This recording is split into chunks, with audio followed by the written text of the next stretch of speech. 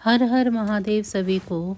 कार्तिक माह के शुक्ल पक्ष की चतुर्दशी तिथि को वैकुंठ चतुर्दशी के नाम से जाना जाता है। इस पर्व पर हरिहर मिलन यानी भगवान शिव और विष्णु जी की औपचारिक मुलाकात करवाने की परंपरा है। वैकुंठ चतुर्दशी के दिन व्रत पूजा करने वाले को वैकुंठ धाम की प्राप्ति होती है। विष्णु और शिव जी के आशीर्वाद से उनके समस्त पाप खत्म हो जाते हैं। ये पर्व देव दिवाली से एक दिन पहले आता है। जाने इस साल वैकुंठ चतुर्दशी की डेट, मुहूर्त और महत्व। वैकुंठ चतुर्दशी 25 नवंबर 2023 को मनाई जाएगी।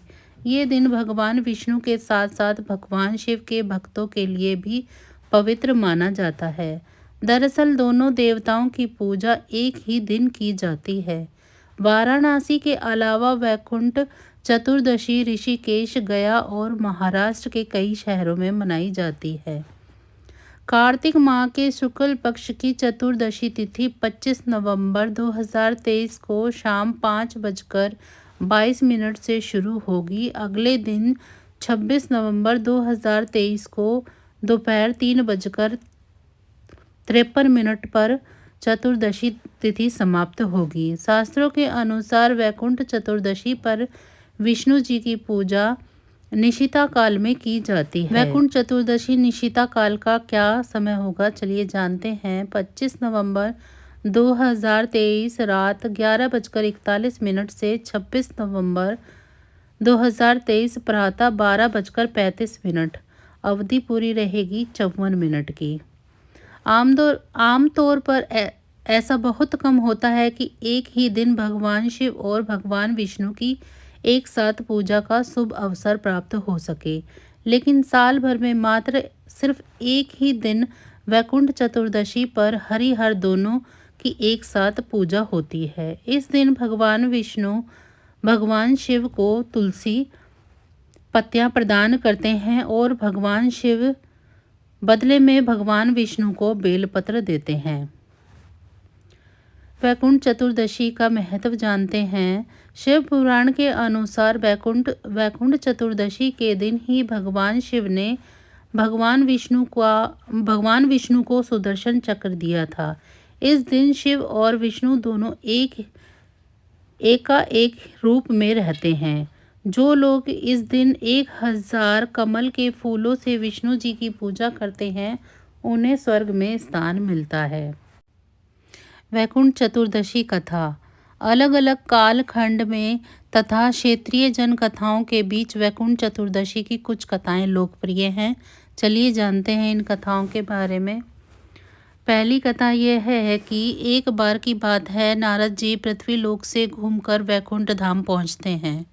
भगवान विष्णु उन्हें आदरपूर्वक बिठाते हैं और प्रसन्न होकर उनके आने का कारण पूछते हैं। नारद जी कहते हैं कि हे प्रभु, आपने अपना का नाम कृपा निधान रखा है। इससे आपके जो प्रिय भक्त हैं वो तो तर जाते हैं, पर जो सामान्य नर नारी है वे वंचित रह जाते हैं। इसीलिए आप मुझे कोई ऐसा सरल मार्ग बताएं जिससे सामान्य भक्त भी आपकी भक्ति करके मुक्ति पा सके। यह सुनकर भगवान विष्णु जी बोले कि हे नारद, आप मेरी बात ध्यान पूर्वक सुनो।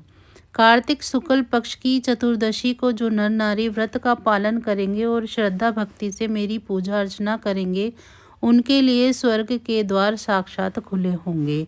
इसके बाद विष्णु जी अपने वैकुंठ के द्वारपाल जय विजय को बुलाते हैं और उन्हें कार्तिक चतुर्दशी को वैकुंठ के द्वार खुला रखने का आदेश देते हैं। भगवान विष्णु कहते हैं कि इस दिन जो भी भक्त मेरा थोड़ा सा भी नाम लेकर पूजन करेगा, वह वैकुंठ धाम को प्राप्त करेगा। चलिए अब जानते हैं दूसरी कथा के बारे में। एक बार भगवान विष्णु देवानिदेव महादेव का पूजन करने के लिए काशी आए। वहाँ मणिकर्णिका घाट पर स्नान करके उन्होंने 1000 स्वर्ण कमल पुष्पों से भगवान विश्वनाथ के पूजन का संकल्प किया। अभिषेक के बाद जब वे पूजन करने लगे तो शिवजी ने उनकी भक्ति की परीक्षा लेने के उद्देश्य से एक पुष्प कमल कम कर दिया। भगवान श्री हरि को पूजन की पूर्ति के लिए 1000 कमल पुष्प चढ़ाने थे।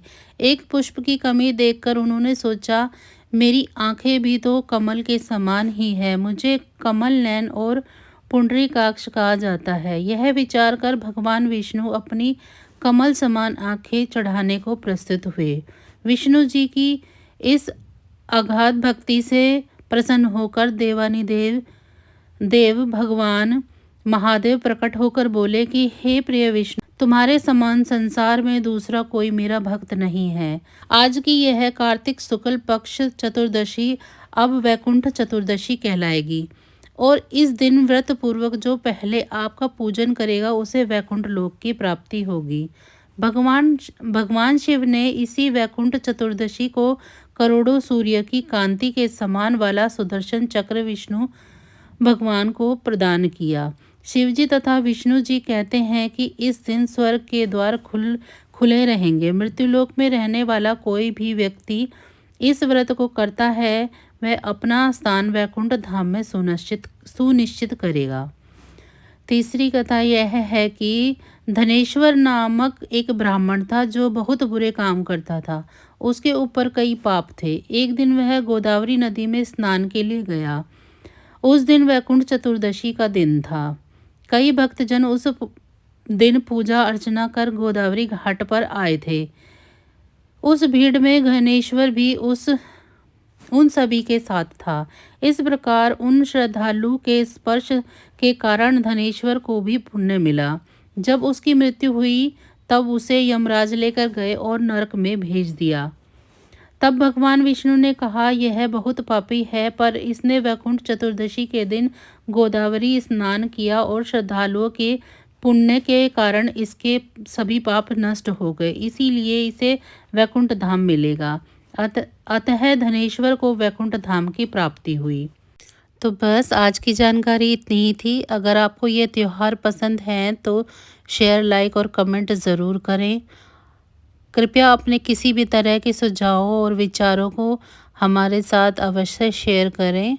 आप सभी का बहुत बहुत धन्यवाद।